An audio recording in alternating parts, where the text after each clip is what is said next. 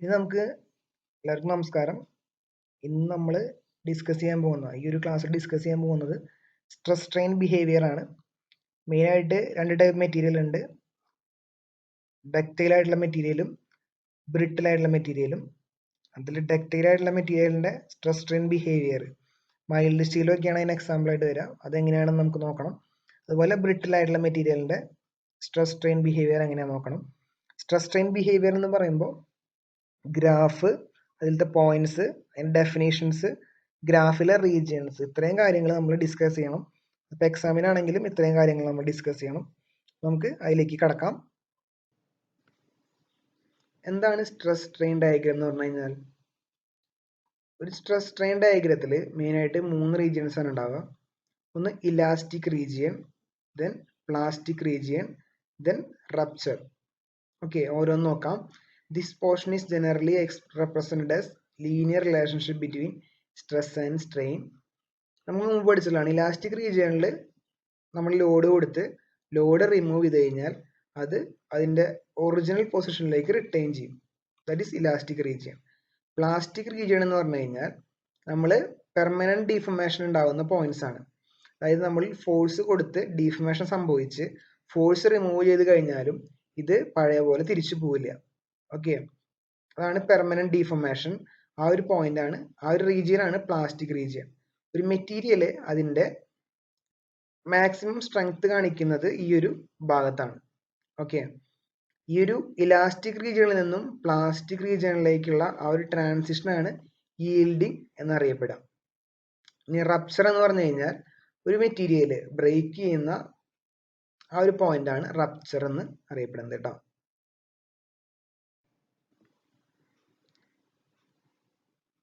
ഇതാണ് ഒരു മെറ്റീരിയലിന്റെ ഡക്റ്റൈൽ ആയിട്ടുള്ള ഒരു മെറ്റീരിയലിന്റെ elastic region, yield point, plastic region and rupture.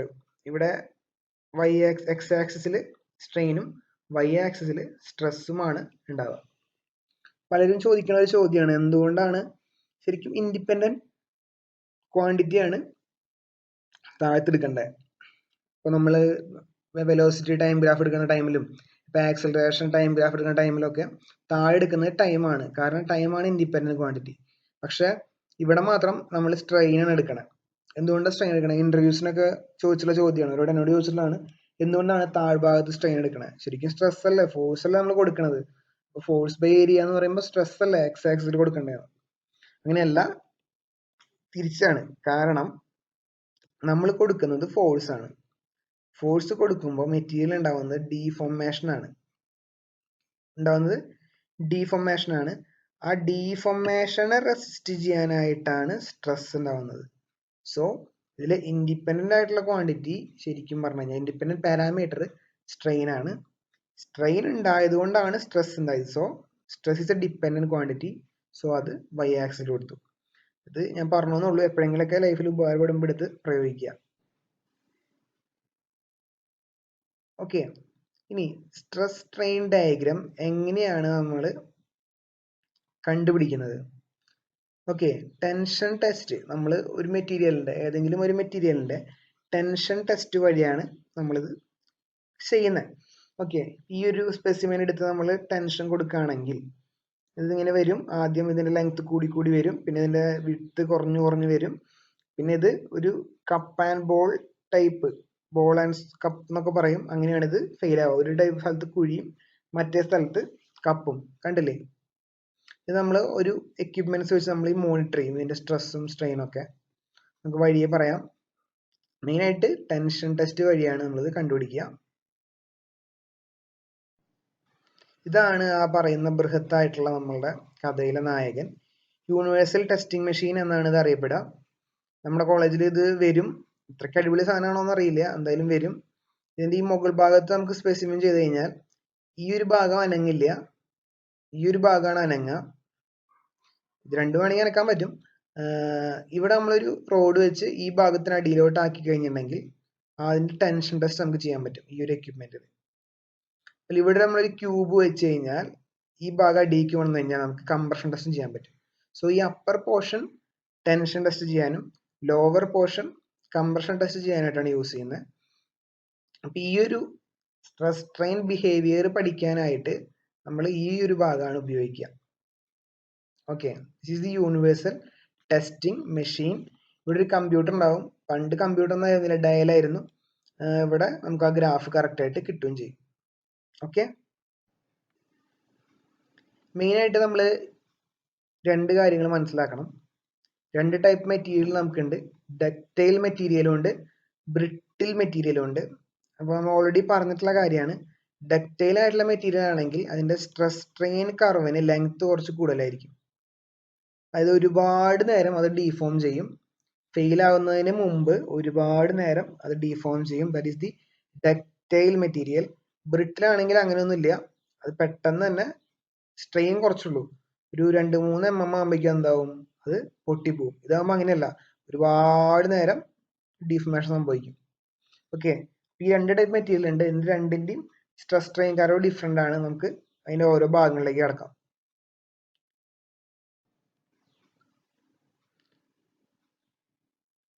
മെയിനായിട്ട് സ്ട്രെസ് സ്ട്രെയിൻ ഡയഗ്രാം എടുത്തിട്ടുണ്ടെങ്കിൽ നമ്മൾ ഈ ആനയുടെ പോലെയാണ് ഇത് പോവുക. നേരത്തെ നിങ്ങൾ കണ്ടില്ലേ ഫിഗർ, അതിൽ ഫസ്റ്റ് ഉള്ള പോയിന്റ് ആണ് പ്രപ്പോർഷണാലിറ്റി ലിമിറ്റ്. അതായത് അതുവരെ സ്ട്രെസ്സും സ്ട്രെയിനും കറക്റ്റ് സ്ട്രേറ്റ് ലൈനിലായിരിക്കും, അല്ലെങ്കിൽ ഒരു പർട്ടിക്കുലർ സ്ലോപ്പ് ഉണ്ടായിരിക്കും. സിമ്പിൾ ആയിട്ട് പറഞ്ഞിട്ടുണ്ടെങ്കിൽ the point up to which stress is directly proportional to strain is known as proportionality limit. Okay, അപ്പൊ അവിടം വരെയാണ് നമ്മളുടെ ഹുക്സ് ലോ നമുക്ക് ഒബേ ചെയ്യാം. Okay, force or load applied axially, linear relation between elongation and the axial force, Hooke's ലോയിലാണ് പറയുന്നത്. Proportionality limit, stress is directly proportional to the strain. Okay, ആ ഒരു കോൺസ്റ്റന്റിനെ, ആ ഒരു ഗ്രാഫിന്റെ സ്ലോപ്പിനെയാണ് എന്ത് പറയുന്നത്, മോഡുലസ് എന്ന് നമ്മൾ നേരത്തെ തന്നെ പറഞ്ഞത്. കണ്ടില്ലേ, ഈ ഒരു പോയിന്റ്സ് നമ്മൾ ഇപ്പൊ തന്നെ ശ്രദ്ധിക്കുക. ഇനി ബോർഡിലാണെങ്കിൽ നമുക്ക് എപ്പോഴും ഇത് കാണാം. ഇതിപ്പോ ഈ ഒരു ശ്രദ്ധിച്ചു പോവാം. ഓക്കെ, ഇവിടെ ഒരു പ്രപ്പോർഷണാലിറ്റി ലിമിറ്റ് ഉണ്ട്. ഫസ്റ്റ് പോയിന്റ്, ഈ ഒരു സ്ട്രെയിറ്റ് ലൈനിന്റെ ഫസ്റ്റ് പോയിന്റ് ആണ് പ്രപ്പോർഷണാലിറ്റി ലിമിറ്റ്. സെക്കൻഡ് പോയിന്റ് ആണ് ഇലാസ്റ്റിക് ലിമിറ്റ്. ഇലാസ്റ്റിക് ലിമിറ്റ് എന്ന് പറഞ്ഞു കഴിഞ്ഞാൽ, ഇലാസ്റ്റിക് ലിമിറ്റ് വരെ നമ്മൾ വലിച്ചു കഴിഞ്ഞ് അത് വിട്ട് കഴിഞ്ഞിട്ടുണ്ടെങ്കിൽ അത് തിരിച്ചു പോകും. ഓക്കെ, വലിച്ചിട്ട് വിട്ടിട്ടുണ്ടെങ്കിൽ തിരിച്ചു പോവും, അതാണ് elastic limit.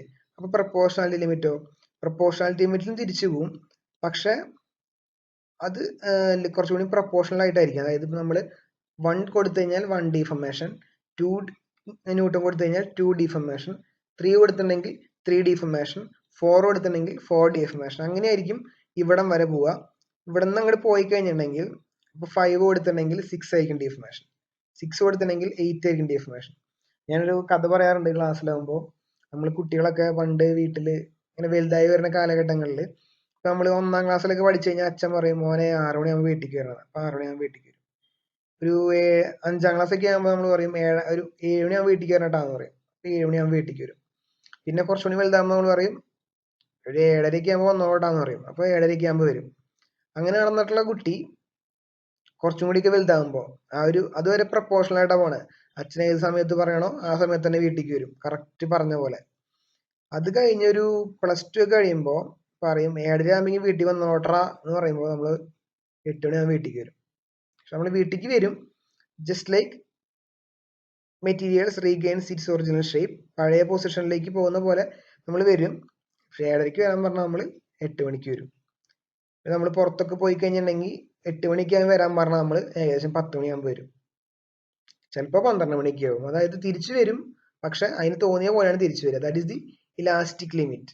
Okay, that is the elastic limit. ഇനിയുള്ള കാലഘട്ടങ്ങളിൽ, അതായത് ഈ ഒരു ഭാഗം കഴിഞ്ഞ് ഇലാസ്റ്റിക് കഴിഞ്ഞ പിന്നെ ആള് തിരിച്ചു വരികയില്ല. അച്ഛൻ വിളിച്ചു നോക്കുമ്പോൾ ഞാൻ കൂട്ടുകാരന്റെ വീട്ടിലാണ്, ഞാൻ ഇന്ന് വരില്ല, ഞാൻ ഇന്ന് ഹോസ്റ്റലിൽ കിടന്ന് ഉറങ്ങാണ്, ഇങ്ങനെയൊക്കെ പറഞ്ഞിട്ടാണ് ഇനി തുടങ്ങാൻ പോകുക. അത് പ്ലാസ്റ്റിക് സോൺ എന്ന് പറയും ഇവിടേക്ക് കടന്നു കഴിഞ്ഞാൽ. ഓക്കെ, അപ്പൊ this is the elastic limit. സംഭവം തിരിച്ച് ഒറിജിനൽ ഷേപ്പിലേക്ക് പോവും, പക്ഷെ പ്രപ്പോർഷണൽ ആയിട്ടായിരിക്കില്ല അതിന്റെ ഡിഫോമേഷനും ലോഡും. ഓക്കെ, ഈ നെക്സ്റ്റ് പോയിന്റ് ആണ് ഈൽഡ് പോയിന്റ്. ഈൽഡ് പോയിന്റ് എന്ന് പറഞ്ഞു കഴിഞ്ഞാൽ ഇലാസ്റ്റിക് സോണിൽ നിന്നും പ്ലാസ്റ്റിക് സോണിലേക്കുള്ള ആ ഒരു ട്രാൻസ്ഫോർമേഷൻ ആണ്. അവിടെ മോളിക്യൂൾസ് റീഅറേഞ്ച് ചെയ്യപ്പെടും, പെർമനന്റ് ഡീഫോമേഷൻ സ്റ്റാർട്ട് ചെയ്യും. അതിനുശേഷം പ്ലാസ്റ്റിക് റീജിയൻ സ്റ്റാർട്ട് ചെയ്യും. പിന്നെ ഭയങ്കരമായിട്ട് സ്ട്രെസ് കൂടി വരും. ഭയങ്കരമായിട്ട് കൂടി. That is the ultimate strength. നമ്മൾ ഈ വടംവലിയുടെ കേസ് എടുത്തിട്ടുണ്ടെങ്കിലോ, നമ്മൾ വടംവലി നടക്കുന്ന ടൈമിൽ പോയവർക്കറിയാം. അതായത് ആദ്യം ഇവർ രണ്ടുപേരും ടൈറ്റായി നിൽക്കും. പിന്നെയാണ് വലി തുടങ്ങുക.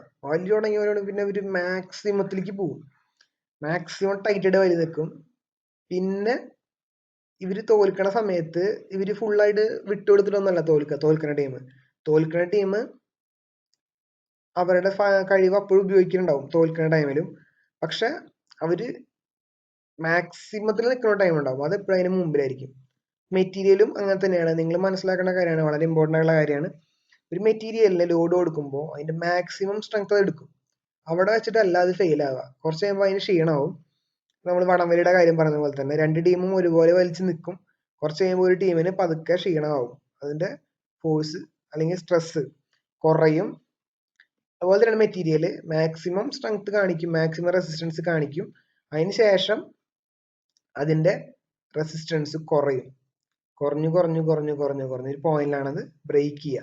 That is known as breaking point അല്ലെങ്കിൽ റപ്ചർ എന്ന് പറയുന്ന ഭാഗം. ഇവിടെ വെച്ച് മെറ്റീരിയൽ ഠോ എന്ന് പറഞ്ഞിട്ട് അല്ലെങ്കിൽ ഠേ എന്ന് പറഞ്ഞിട്ട് മെറ്റീരിയൽ പൊട്ടും. ഓക്കെ, ഈ ഒരു പോയിന്റിൽ അങ്ങനെ സംഭവിക്കും. So this is the ultimate strength. ഒരു മെറ്റീരിയൽ അതിന് ജീവിതകാലത്തിൽ എടുക്കുന്ന ഏറ്റവും കൂടുതലായിട്ടുള്ള സ്ട്രെസ് ആണ് അൾട്ടിമേറ്റ് സ്ട്രെസ് അല്ലെങ്കിൽ അൾട്ടിമേറ്റ് സ്ട്രെങ്ത്. പക്ഷെ അവിടെ വെച്ചിട്ടല്ല പൊട്ടുക. കുറച്ചു നേരം കൂടിയും ആള് പിടിച്ചു നിൽക്കാൻ നോക്കും. അപ്പൊ ഓട്ടോമാറ്റിക്കലി അതിന്റെ സ്ട്രെങ്ത് കുറയും. എന്നിട്ടാണ് ഇത് പൊട്ടുക. That is the rupture strength. Okay, ഈ ഒരു പോയിന്റ്സ് ഒക്കെയാണ് നമുക്ക് ഡിഫൈൻ ചെയ്യാനുള്ളത്. പിന്നെ ഇതെനിക്ക് പറയേണ്ട ആവശ്യമില്ല, ഞാൻ സിലബസിന് മുകളിൽ പറയാണ്. ഈ ഒരു ഗ്രാഫ് ശരിക്കും ഡിഫൈൻ ചെയ്തിട്ടുള്ളത് ഇതിന്റെ ഏരിയ ഓഫ് ക്രോസ് സെക്ഷൻ ഒരേ വാല്യൂ ആണ് എന്നുള്ള കൺസെപ്റ്റിലാണ്. ഓക്കെ, ശരിക്കും ട്രൂ വാല്യൂ അല്ലത്. ഫോഴ്സ് ബൈ ഏരിയയിൽ ഏരിയ എടുത്തിട്ടുള്ളത് ഒറിജിനൽ ഏരിയ ആണ്. പക്ഷെ ശരിക്കും അങ്ങനെയല്ല. മെറ്റീരിയലിന് ലോഡ് കൊടുക്കും തോറും മെറ്റീരിയലിന്റെ ഏരിയ കുറഞ്ഞു വരും. ശരിക്കും ഗ്രാഫ് ഇങ്ങനെ പോയി ഇവിടെയൊക്കെ ഏരിയ കുറഞ്ഞുകൊണ്ടിരിക്കുകയുണ്ടാവും. ഏരിയ കുറയുമ്പോൾ ഓട്ടോമാറ്റിക്കലി സ്ട്രെസ് കൂടും. ഫോഴ്സ് ബൈ ഏരിയ അല്ല, ഏരിയ കുറയുമ്പോൾ സ്ട്രെസ് കൂടും. ഇവിടേക്ക് എത്തിക്കഴിഞ്ഞാൽ ശരിക്കും ട്രൂ വാല്യൂ, ട്രൂ സ്ട്രെസ് ഇങ്ങനെയാണ് പോണത്. കാരണം എന്തുകൊണ്ടാണ്? ഏരിയ കുറഞ്ഞു വളരെ നേരം ആയിക്കൊണ്ടിരിക്കുക. സോ സ്ട്രെസ് കൂടുതലാണ് വരിക. ഇതാണ് ശരിക്കും പറഞ്ഞു കഴിഞ്ഞാൽ ട്രൂ ഗ്രാഫ്. പക്ഷെ നമ്മൾ സ്ട്രെസ് സ്ട്രെയിൻ ഗ്രാഫ് എന്ന് പറഞ്ഞിട്ട് പഠിക്കുന്ന ഗ്രാഫ് ഈ ഐഡിയൽ ഗ്രാഫ് ആണ്. So this is the our graph. ഇതിനെപ്പറ്റി നിങ്ങൾ ബോധർ ചെയ്യേണ്ട ആവശ്യമില്ല. ഓക്കെ, നമുക്ക് നോക്കാം. Stress strain gradient to describe elastic properties of linear objects like wire rods. Ratio of the stress to strain ആണ് യങ്സ് മോഡുലസ് എന്ന് പറഞ്ഞു കഴിഞ്ഞാൽ. ഇതൊരു മെറ്റീരിയലിന്റെ സ്വഭാവം, എത്രത്തോളം ഡീഫോർമേഷൻ സംഭവിക്കും എന്നൊക്കെ പറയാനായിട്ട് ഉപയോഗിക്കാറുണ്ട്. ഇതാണ് യങ്സ് മോഡുലസ്. നമ്മൾ പറഞ്ഞിട്ടുള്ള കാര്യങ്ങൾ തന്നെയാണ്. ആ ഗ്രാഫിന്റെ സ്ലോപ്പാണ്, പ്രപ്പോർഷണാലിറ്റി ലിമിറ്റിലുള്ള ഗ്രാഫിന്റെ സ്ലോപ്പാണ് യങ്സ് മോഡുലസ് എന്ന് പറഞ്ഞു കഴിഞ്ഞാൽ. Elastic limit in which the material will return it's original shape. Load remove ചെയ്ത് കഴിഞ്ഞാൽ തിരിച്ചു പോകുന്ന ഷേപ്പാണ്. yield point is the point at which the materials will have an appreciable elongation or slight increase in stress above the elastic limit will result in permanent deformation. Okay, അതായത് yield point എന്ന് പറഞ്ഞു കഴിഞ്ഞാൽ ഒരു ductile മെറ്റീരിയലിൽ transformation from elastic behaviour to plastic behaviour ആണ്. Okay, molecular rearrangements ഉണ്ടാവുന്ന ആ elastic ബിഹേവിയറിൽ നിന്നും പ്ലാസ്റ്റിക് ബിഹേവിയറിലോട്ടുള്ള ചേഞ്ച് ആണ് ഈ പറയുന്ന yield പോയിന്റ്. അതിൽ അപ്പർ yield പോയിന്റും ഉണ്ട്, ലോവർ yield പോയിന്റും ഉണ്ട്. അത് ആ ഗ്രാഫിന്റെ ആ ഒരു സ്വഭാവം നോക്കിയാൽ മനസ്സിലാവും. ഇങ്ങനെ മുകളിലോട്ട് പോയിട്ടാണ് താഴത്തോട്ട് വരിക. സോ ഇത് yielding തുടങ്ങുന്ന പോയിന്റാണ് അപ്പർ yielding പോയിന്റ്. yielding തുടങ്ങി കഴിയുമ്പോൾ ഇതിന്റെ സ്ട്രെസ് കുറച്ച് കുറയും മൈൽഡ് സ്റ്റീലിന്റെ കാര്യത്തിലൊക്കെ. That is the lower yielding point. Load required to maintain the yield. നമ്മളെപ്പോഴും ഒരു മെറ്റീരിയലിന്റെ പ്രോപ്പർട്ടി ആയിട്ട് എടുക്കുന്നത് ലോവർ yielding പോയിന്റ്സ് ആണ്. കാരണം അപ്പർ yielding പോയിന്റ് നമുക്ക് വിശ്വസിക്കാൻ കൊള്ളില്ല. അത് മെറ്റീരിയൽസിന്റെ ഏരിയയ്ക്കും ലെങ്ത്തിനൊക്കെ ഡിപ്പെൻഡന്റ് ആണ്. ശരിക്കും ഒരു മെറ്റീരിയൽ എന്ന് പറഞ്ഞു കഴിഞ്ഞാൽ അങ്ങനെ ഡിപ്പെൻഡ് ആവാൻ പാടില്ല. ലോവർ yielding പോയിന്റ് ഓരോ മെറ്റീരിയലിനും സെയിം ആയിരിക്കും. ഇപ്പോൾ മൈൽഡ് സ്റ്റീൽ എടുക്കുകയാണെങ്കിൽ ഏത് സ്പെസിമെൻ ചെയ്താലും ലോവർ yielding പോയിന്റ് സെയിം ആയിരിക്കും. ഇതാണ് ഗ്രാഫ്. ഇത് നേരെ മുകളിലോട്ട് പോയി ആദ്യം പ്രൊപ്പോർഷണാലിറ്റി ലിമിറ്റ് വന്നു, ദെൻ ഇലാസ്റ്റിക് ലിമിറ്റ് വന്നു. ഈ ഗ്രാഫ് മുകളിലോട്ടാണ് പോയത്. കണ്ട, ഇങ്ങനെ മുകളിലോട്ട് പോയി അപ്പർ yielding പോയിന്റ് ഉണ്ടായി, താഴത്തോട്ട് വന്നു ലോവർ yielding പോയിന്റ് ഉണ്ടായി, ദെൻ ഇങ്ങനെ പോവാണ് മുകളിലോട്ട്. ഓക്കെ, സോ yieldingൽ 2 പോയിന്റ് ഉണ്ട്. മുകളിലെ ഏറ്റവും മുകളിലത്തെ ഇവിടുത്തെ പോയിന്റ് ആണ് അപ്പർ yielding പോയിന്റ്, താഴത്തുള്ള പോയിന്റ് ആണ് ലോവർ yielding പോയിന്റ്. ഓക്കെ, ഇനി ഈ ഒരു ഗ്രാഫിനെ പല റീജിയൺസ് ആയി തിരിച്ചിട്ടുണ്ട്. ഫസ്റ്റ് റീജിയൻ ഇലാസ്റ്റിക് റീജിയൻ, തിരിച്ചു പോകുന്ന region. Second region yielding region, that is ഇതിനും ഇടയിലുള്ള റീജിയൻ ആണ് yielding region. Third one strain hardening, അതായത് മെറ്റീരിയൽ അതിന്റെ ഏറ്റവും മാക്സിമം സ്ട്രെങ്ത് കാണിക്കുന്ന ഭാഗമാണിത്. This is known strain hardening region. ഇവിടെയാണ് അൾട്ടിമേറ്റ് സ്ട്രെങ്ത് വരിക. പ്ലാസ്റ്റിക് റീജിയൻ സ്റ്റാർട്ട് ചെയ്യുക, that is the strain hardening. Then ഇവിടെ എത്തുമ്പോഴേക്കും മെറ്റീരിയലിന്റെ തിക്നെസ് അല്ലെങ്കിൽ ഡയമീറ്റർ അല്ലെങ്കിൽ ബ്രെഡ്ത്ത്, ഡെപ്ത് ഇതൊക്കെ കുറയും. നെക്കിങ് സംഭവിക്കും, കനം കുറഞ്ഞു വരും, സ്ട്രെസ്സും കുറഞ്ഞു വരും, ദെൻ ഫ്രാക്ചർ സംഭവിക്കും. ഓക്കെ, ഈ ഒരു 3 സോണിനും കൂടിയിട്ട് നമ്മൾ പറയുന്നതാണ് പ്ലാസ്റ്റിക് സോൺ എന്ന്. ഇത് നമ്മുടെ ഇലാസ്റ്റിക് സോൺ ആണ്. Elastic zone and plastic zone. Plastic സോണിൽ yieldingഉം സ്ട്രെയിൻ ഹാർഡനിങ്ങും നെക്കിങ്ങും ഉണ്ട്. നെക്കിങ് കഴിയുമ്പോൾ സംഭവം ഠോ എന്ന് പറഞ്ഞിട്ട് സാധനം ഫെയിൽ ആവും. അപ്പം പറയേണ്ടത് ഇവിടെ അപ്പർ yielding പോയിന്റ് ഉണ്ട്, ഇവിടെ ലോവർ yielding പോയിന്റ് ഉണ്ട്. ലോവർ yielding പോയിന്റ് ആണ് നമ്മുടെ മെറ്റീരിയലിന്റെ പ്രോപ്പർട്ടി ആയിട്ട്, ഒരു വിശ്വസിക്കാൻ പറ്റുന്ന പ്രോപ്പർട്ടി ആയിട്ട് നമ്മൾ എടുക്കുന്നത്. ഇപ്പോൾ സ്റ്റീലിനൊക്കെ FY എന്ന് പറഞ്ഞ് നമ്മൾ പഠിക്കുന്നത് ലോവർ yielding പോയിന്റ് ആണ്, അപ്പർ yielding പോയിന്റ് അല്ല. ഇതാണ് ആക്ച്വൽ ഗ്രാഫ്. നിങ്ങൾ എപ്പോഴും മൈൽഡ് സ്റ്റീലിന്റെ സ്ട്രെസ് സ്ട്രെയിൻ ഗ്രാഫ് വരയ്ക്കാൻ പറഞ്ഞാൽ നിങ്ങൾ വരയ്ക്കേണ്ട ഗ്രാഫ് ഇതാണ്. ഇത് സ്ട്രെയിറ്റ് ലൈൻ വരയ്ക്കുക. ഇത് കഴിഞ്ഞിട്ടുണ്ടെങ്കിൽ പ്രൊപ്പോർഷണാലിറ്റി ലിമിറ്റ് കഴിഞ്ഞിട്ടുണ്ടെങ്കിൽ കുറച്ച് മാറ്റി വരയ്ക്കാം. Elastic limit, upper yielding point, lower yielding point, then ultimate point, then breaking point. ഈ ഗ്രാഫാണ് നിങ്ങളുടെ നോട്ട്ബുക്കിൽ ഉണ്ടാവേണ്ടത്. ഇതാണ് നിങ്ങളുടെ ഒറിജിനൽ ആയിട്ടുള്ള graph. This is the ultimate stress and this is the breaking stress. This is the strain hardening zone and this is the necking zone. ഇത് മൊത്തം അറിയപ്പെടുന്നത് പ്ലാസ്റ്റിക് സോൺ എന്നാണ്. ഇത് അറിയപ്പെടുന്നത് ഇലാസ്റ്റിക് സോൺ ആണ്. This is very very very important picture. This is the stress strain diagram for the mild steel. Okay, അപ്പോൾ ductile ആയിട്ടുള്ള മെറ്റീരിയലിന്റെ ഗ്രാഫ് സ്ട്രെസ് സ്ട്രെയിൻ ബിഹേവിയർ വരയ്ക്കുക എന്ന് പറഞ്ഞു കഴിഞ്ഞാൽ ഉദ്ദേശിക്കുന്നത് അല്ലെങ്കിൽ എക്സ്പെക്ട് ചെയ്യുന്നത് ഈ ഒരു ഗ്രാഫ് വരയ്ക്കാനായിട്ടാണ്. ഓക്കെ,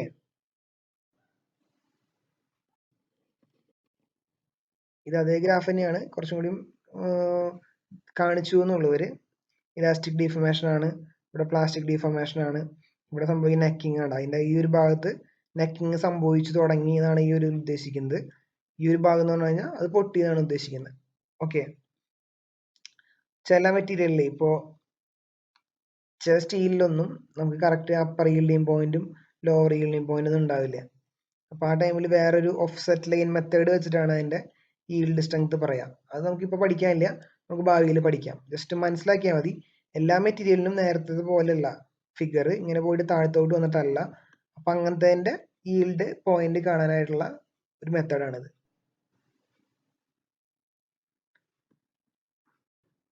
ഉണ്ടല്ലേ, ഇതിലാണെങ്കിൽ അപ്പർ yielding പോയിന്റും ഉണ്ട്, ലോവർ yielding പോയിന്റും ഉണ്ട്. അപ്പൊ നമുക്ക് ഈസി ആയിട്ട് കണ്ടുപിടിക്കാൻ പറ്റും. പക്ഷെ ഇതിൽ അങ്ങനെ ഇല്ല. അപ്പൊ നമ്മളൊരു വേറെ മെത്തേഡ് അഡോപ്റ്റ് ചെയ്യും. ജസ്റ്റ് അറിഞ്ഞു വെച്ചാൽ മതി, നമുക്ക് ഇപ്പോഴൊന്നും പഠിക്കാനില്ല. അത് അടുത്ത സെമസ്റ്ററിൽ SD പറയുമ്പോൾ ഞാൻ പറയാം കേട്ടോ. ഇത് അതേ മെത്തേഡ് തന്നെയാണ്. ആ ഒരു ഇതിനെ ഓഫ്സെറ്റ് ലൈൻ മെത്തേഡ് എന്നാണ് പറയാ. .002 ടു സ്ട്രെയിൻ കറസ്പോണ്ടിങ് ആയിട്ട് ഒരു ലൈൻ വരച്ച് അതിന് കറസ്പോണ്ടിങ് ആയിട്ടാണ് yield പോയിന്റ് എടുക്കുക. അപ്പോൾ അങ്ങനെ ഒരു സംഭവം ഉണ്ട് എന്ന് മാത്രം മനസ്സിലാക്കിയാൽ മതി. ഞാൻ ബിയോണ്ട് ദി സിലബസ് പറഞ്ഞു എന്നുള്ളൂ. ഇനി നമുക്ക് അൾട്ടിമേറ്റ് സ്ട്രെങ്ത് നോക്കാം. പഠിക്കേണ്ടതാണ്. The maximum ordinate in the stress strain graph ആണ് അൾട്ടിമേറ്റ് സ്ട്രെങ്ത് എന്ന് പറയുന്നത്. This is the maximum load divide by area ആണ്. നെക്കിംഗ് എന്ന് പറഞ്ഞു കഴിഞ്ഞാൽ കുറച്ചു നേരം കഴിയുമ്പോൾ അൾട്ടിമേറ്റ് സ്ട്രെസ് കഴിയുമ്പോൾ ക്രോസ് സെക്ഷൻ ഏരിയ കുറഞ്ഞു തുടങ്ങും, ലോക്കൽ ഇൻസ്റ്റെബിലിറ്റിയിലേക്ക് വരും. ആ ഒരു ഫിനോമിനനാണ് നെക്കിംഗ് എന്ന് പറഞ്ഞു കഴിഞ്ഞാൽ. ഓക്കെ, നെക്കിംഗ് തുടങ്ങി കഴിയുമ്പോൾ മെറ്റീരിയലിന്റെ കനം കുറഞ്ഞു വരും, പൊട്ടുന്നതിൽ തൊട്ട് മുമ്പുള്ളത്. റപ്ചർ അല്ലെങ്കിൽ ഫ്രാക്ചർ എന്ന് പറഞ്ഞു കഴിഞ്ഞാൽ the material split into 2 or more parts. പിടിച്ചു വലിക്കുമ്പോൾ 2 കഷ്ണമായിട്ടാണ് സാധാരണ മുറിയാറ്, ആണ് റപ്ചർ. ആ ടൈമിലുള്ള സ്ട്രെങ്ത് ആണ് rupture strength. Force by area, ആ ലോഡ് ഡിവൈഡ് ബൈ ഏരിയ ആണ് റപ്ചർ സ്ട്രെങ്ത്. അതിനെ ബ്രേക്കിംഗ് സ്ട്രെങ്ത് എന്ന് പറയാറുണ്ട്. ആ ഒരു സ്ട്രെസ്സിനെ ബ്രേക്കിംഗ് സ്ട്രെസ് എന്ന് പറയാറുണ്ട്. ആ ഒരു ലോഡിനെ ബ്രേക്കിംഗ് ലോഡ് എന്ന് പറയാറുണ്ട്. അങ്ങനെയൊക്കെ പറയാറുണ്ട്.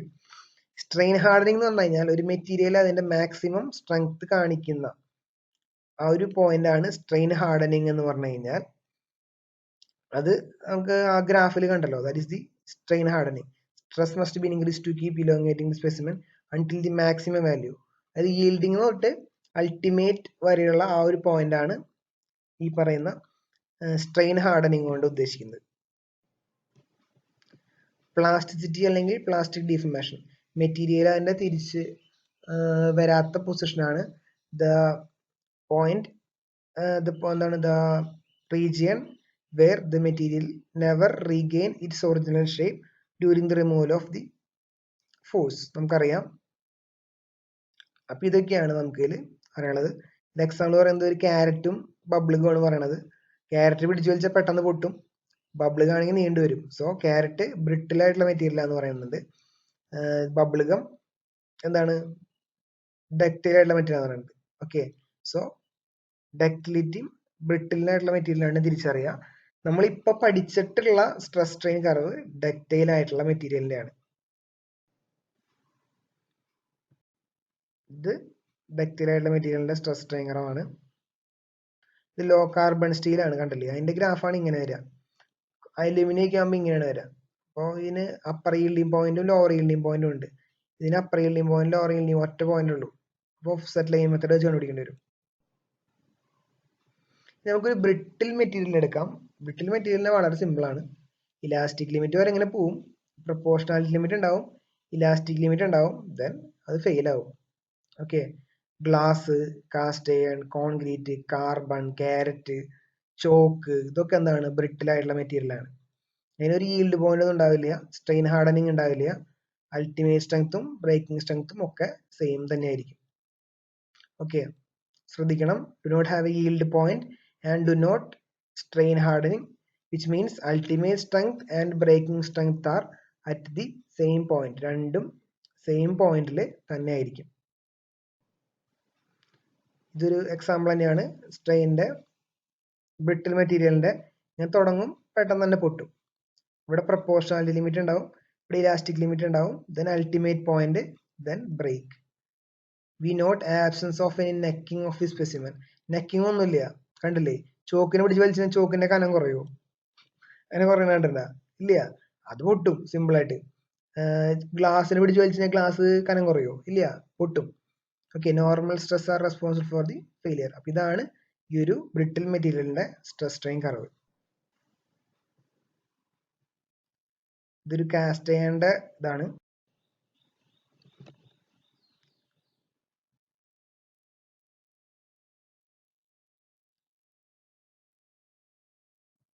നമ്മൾ നേരത്തെ പറഞ്ഞ കാര്യമാണ്. നമ്മൾ എഞ്ചിനീയറിംഗ് സ്ട്രെസ് എന്ന് പറയുന്ന സ്ട്രെസ് ആണ് നമ്മൾ പഠിക്കുന്നത്. അത് ലോഡ് ഡിവൈഡ് ബൈ ഒറിജിനൽ ആയിട്ടുള്ള ഏരിയ ആണ്. പക്ഷെ ട്രൂ സ്ട്രെസ് എന്ന് പറഞ്ഞാൽ അതല്ല. ഓരോ മൊമെന്റിലും അതിന്റെ ഏരിയ കുറഞ്ഞു കുറഞ്ഞു കുറഞ്ഞു വരും. സോ ആ ഒരു ഏരിയ കൺസിഡർ ചെയ്തിട്ട് സ്ട്രെസ് കാണുന്നതാണ് true stress. We never consider true stress in our syllabus. നമ്മുടെ സിലബസ് നമ്മൾ ട്രൂ സ്ട്രെസ്സിനെ പറ്റി ഒന്നും പറയണില്ല. നമ്മൾ പറയുന്നത് എഞ്ചിനീയറിംഗ് സ്ട്രെസ്സിനെ പറ്റിയാണ്. ശരിക്കും ട്രൂ സ്ട്രെസ് എഞ്ചിനീയറിംഗ് സ്ട്രെസ്സിനേക്കാളും കൂടുതലായിരിക്കും.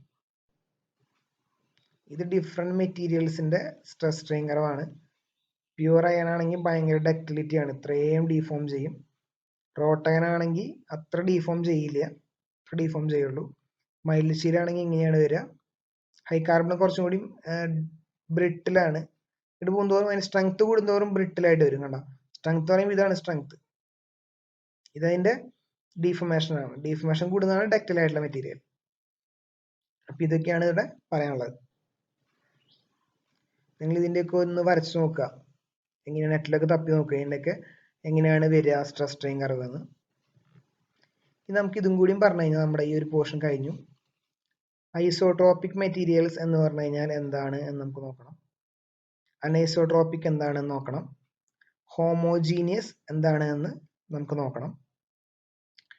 ഐസോട്രോപിക് എന്ന് പറഞ്ഞു കഴിഞ്ഞാൽ ഐസോട്രോപിക് മെറ്റീരിയൽസ് ഹാവ് ഐലാസ്റ്റിക് പ്രോപ്പർട്ടീസ്. എല്ലാ ഡയറക്ഷനിലും ഒരേ പ്രോപ്പർട്ടി ആയിരിക്കും isotropic material. Okay, all property same properties in all direction, same properties in all direction, that is known as isotropic material. അതായത് ഇപ്പൊ നമ്മളൊരു മരുഭൂമിയിൽ പോയി കഴിഞ്ഞാൽ ലെഫ്റ്റിലോട്ട് പോയാലും റൈറ്റിലോട്ട് പോയാലും മുന്നോട്ട് പോയാലും പിന്നോട്ട് പോയാലും ഒക്കെ ഒരേപോലെ മണലല്ലേ. That is an isotropic material. അല്ലെങ്കിൽ അങ്ങനെ ഒരു എക്സാമ്പിൾ നമുക്ക് പറയാം. നമ്മൾ ഹോമോജീനിയസ് എന്ന് പറഞ്ഞു കഴിഞ്ഞാൽ identical properties in identical direction എന്നാണ് പറയുന്നത്. Identical properties in identical direction. അതായത് നമ്മളൊരു സ്ഥലത്ത് നിന്നും കിഴക്കോട്ട് പോയി കഴിഞ്ഞാൽ ഫുള്ള് മലകളാണ്. കിഴക്കോട്ട് പോയി കഴിഞ്ഞാൽ ഫുള്ള് മലകളാണ്. പടിഞ്ഞാട്ട് പോയി കഴിഞ്ഞാൽ ഫുള്ള് കടലാണ്. ലെഫ്റ്റിലോട്ട് പോയി കഴിഞ്ഞാൽ ഫുള്ള് പാടം. റൈറ്റിലോട്ട് പോയി കഴിഞ്ഞിട്ടുണ്ടെങ്കിൽ ഫുള്ള് പുഴ. അങ്ങനത്തെ ഒരു സ്ഥലം ഉണ്ടെന്ന് നിങ്ങൾ വിചാരിക്കുക. അപ്പൊ നിങ്ങൾ കിഴക്കോട്ട് പോയി കഴിഞ്ഞാൽ നിങ്ങൾക്ക് ആ identical properties in identical direction.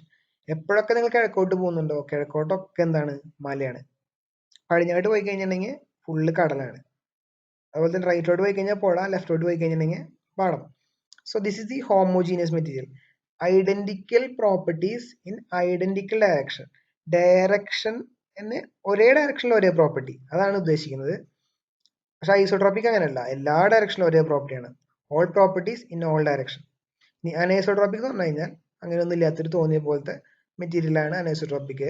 Material whose properties depends upon direction ആണ് അനൈസോട്രോപിക്. ഡയറക്ഷനെ ഡിപ്പെൻഡ് ചെയ്യുന്ന ഒരു സാധനമാണത്. അപ്പോൾ ഇതൊക്കെയാണ് നമുക്ക് ഇന്ന് ഡിസ്കസ് ചെയ്യാനുള്ളത്. അപ്പോൾ എല്ലാവർക്കും താങ്ക് യു വെരി മച്ച്.